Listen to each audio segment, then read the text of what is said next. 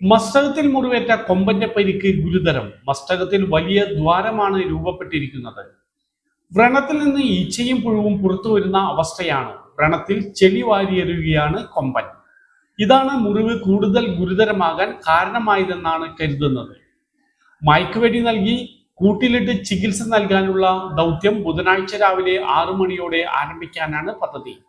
ആനയെ വരുതിയിലാക്കാൻ വയനാട്ടിൽ നിന്ന് കൊണ്ടുവന്ന 3 കുങ്കി ആനകളും ദൗത്യത്തിന് സജ്ജമായിട്ടുണ്ട്.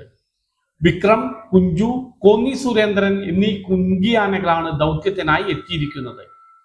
കോടനാടുള്ള ആനക്കൂട് ബലപ്പെടുത്തുന്ന പ്രവൃത്തികൾ പൂർത്തിയായി. ഡോക്ടർ അരുൺ സക്രയും സംഘവും കൂട് പരിശോധിച്ച് മയക്കുവെടി വെക്കുന്ന സമയമടക്കമുള്ള കാര്യങ്ങൾ തീരുമാനിക്കും.